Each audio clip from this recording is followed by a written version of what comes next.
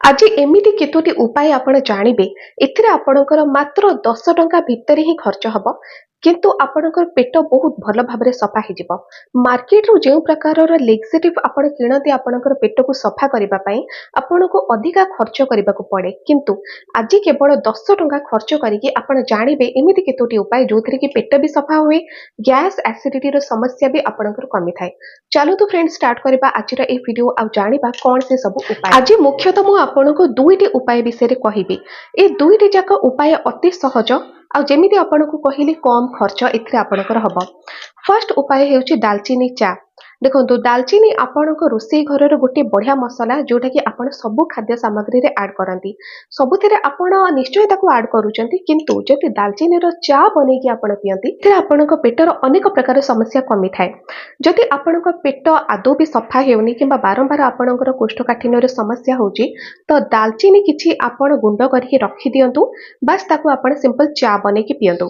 सेमिति तो आपण जे चा नॉर्मली पियंती जेमिति कि अमूल चा हेउ किंबा क्षीर चा किंबा नाली चा जे चा हेले भी आपण पिउचंती सेतिरे भी दालचीनी खंडे छेचिकी किंबा दालचीनी पाउडर टिके आपण मिक्स करके पी परिबे। किंतु जति केवल पानी संगरे आपण दालचीनी को फुटौचंती आ सेही चा को पिउचंती तेबे एथिरा आपनको बहुत सारा बेनिफिट मिले। आ एथिरा आपण आ गोटे सामग्री भी ऐड करि परिबे।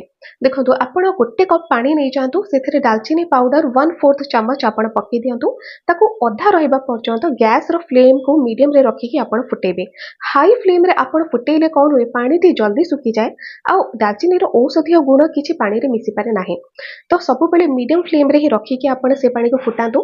जते बेले देखिले जे पानी टी अधा रहिला ताको छाणी दियंतु आ सेथिरे आपण 2 टोपा लेंबू चिपुड़ी पारिबे।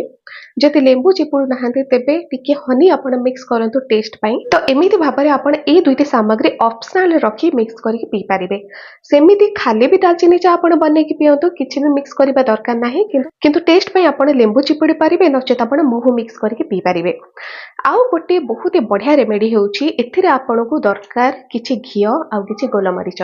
एबे आपण कहिबे जति घियो को आमे मुख्य सामग्री भाबे व्यवहार करिवो तेबे एथिरे तो अधिक खर्च हबो कारण घियो गोटे केजी पिछा तार रेट केते देसी घियो आपण माने समस्त जानिचंती किंतु एथिरे आपनको बहुत अधिक घियो नबा पई मु आदौ भी कहूनी। घियो काहे कि कहूजे देखंतु घियो गोटे नेचुरल लेक्सरी भली काम करे आपनको इंटेस्टाइन रु सब प्रकार रो मैला को सफा करिबा पई प्लस एथिरे आपणकर जेउ सब स्टूल रही हार्ड हो जाए से सब स्मूथ हुए आ स्मूथली बाहरी मध्य जाए जो थे आपणकर पेट सफा होगापी 2 मिनिट रु अधिक समय लगे ही ना। तो जदि आपणकर रेगुलर कोष्ठकाठिन्य समस्या होची निश्चय आपण ए होम रेमेडी को ट्राई करंतु। एते आपनको दरकार किछि गोलमरीच गुंड एथि सहित किछि घियो देसी घियो भल क्वालिटी रे घियो हेथिबा दरकार। तो से घियो को आपण माने आनंतु गोटे ग्लास उषुम पानी आपण नै जांतु। ए होम रेमेडी को आपण तीनोटी उपाय रे खाइ परिबे जेमिति कि फर्स्ट रे हेउछि जे आपण गोटे ग्लास उषुम पानी नै गले सकाळे खाली पेट रे गोटे ग्लास उषुम पानी बस आपण नै जांतु। सेथिरे आपण 1/4 चम्मच घियो मिक्स करंतु। मिक्स भल भाबरे हे जिवो कारण जेहेतु उषुम पानी निया जायछि तो सेथिरे आपण चिमुटाई गोलमरीच गुंड ऐड करंतु आ संगे संगे ताको पी नियंतु। एथिरे कोन हुए जेते सबू स्टूल आपणकर हार्ड हेकी रही आपणकर इंटेस्टाइन भितर चिपचिप हेकी लागी जाइछि सी सबू स्मूथ हो जाए आ से सबू बहुत ही बढ़िया भाबरे बाहरी आसे। तो एथिरे हे गला आपणकर पेट सफा प्लस दिन सारा आपनको एनर्जेटिक भी फील करिवो कारण सकाळो जेते बेले आपण घियो उषुम पानी रे मिक्स करके पी देले तो एटा आपणकर शरीर को एनर्जी भी जोगाए। आउ गोटे उपाय हेउछि सेही सकाळे खाली पेटरे एहाको आपण सेमती खाई परिबे पानी रे मिक्स करिवे नाही केवल आपण 1/4 चम्मच घियो नै गले तो से घियो रे आपण गोलमरीच गुंड गोटे पिंच मिक्स करंतु आ ताको आपण सेमती खाई नियंतु। सेमिति भी खाइले आपनको पेट सफा करिबारे आपनको बहुत अधिक सहायता मिले जो माने पानी रे मिक्स करके पी पारु नाहंती तो ए उपाय रे आपण खाई परिबे। किंतु जति मो कथा मु कहबी तेबे आपण जति उषुम पानी रे मिक्स करके घियो को पिउचंती सेथरे आपनको अधिक फायदा मिले कारण लिक्विड जेते शीघ्र काम करिबा आपनको शरीर रे सॉलिड जाय कि एते शीघ्र काम करि पारे नाही। तो चेष्टा करंतु उषुम पानी रो जो उपाय विषय आपनको कहली सेटा ही आपण माने करंतु। जति सेटा न करि परिबे तेबे आपण घियो रे गोलमरीच गुंड मिक्स करिकि खातु।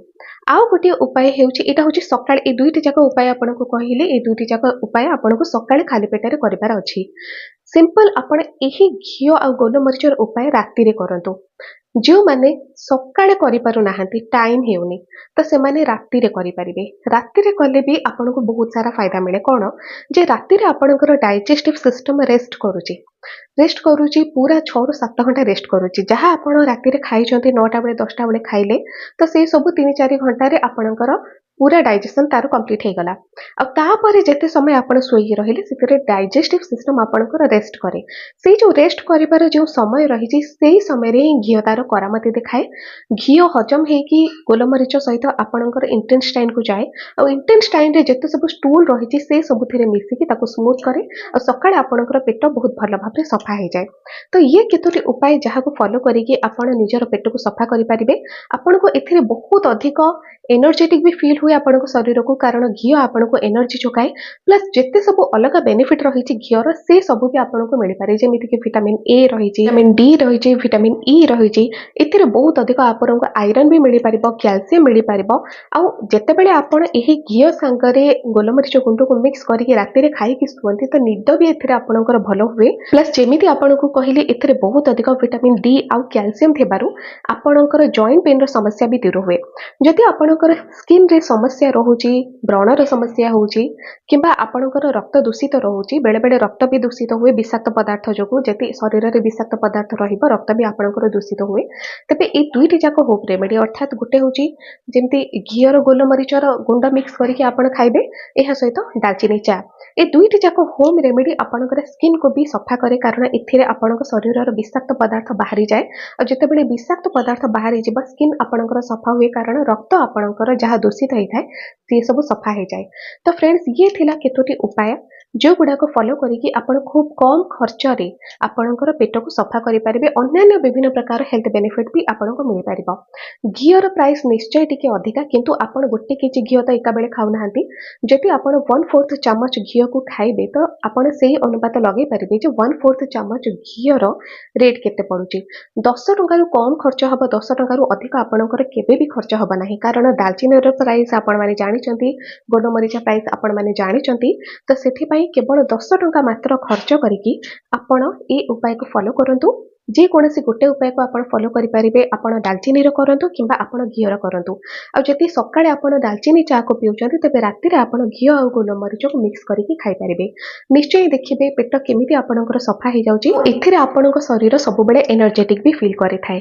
ଆଜିର ଭିଡ଼ିଓରେ ଆପଣ ଜାଣିଲେ ଅତି ସହଜ 2ଟି ଉପାୟ ବିଷୟରେ, ଡାଲଚିନି ଆଉ ଘିଅ ଗୋଲମରିଚ ଏଇ 2ଟି ଉପାୟ ଯେଉଁଗୁଡ଼ାକ ଆପଣଙ୍କର ପେଟକୁ ସଫା କରିବା ସହିତ ଆପଣଙ୍କ ଶରୀରକୁ ଏନର୍ଜି ଯୋଗାଏ, ଆହୁରି ଖୁବ୍ ସାରା ହେଲ୍ଥ ବେନିଫିଟ୍ସ ଆପଣଙ୍କୁ ଦେଇଥାଏ। ଆଜିର ଭିଡ଼ିଓ ଯଦି ଆପଣଙ୍କୁ ଭଲ ଲାଗିଲା ଚ୍ୟାନେଲକୁ ସବସ୍କ୍ରାଇବ୍ କରନ୍ତୁ, ଭିଡ଼ିଓକୁ ଲାଇକ୍ କରନ୍ତୁ, ସେୟାର କରନ୍ତୁ। ଆଜି ପାଇଁ ଏତିକି।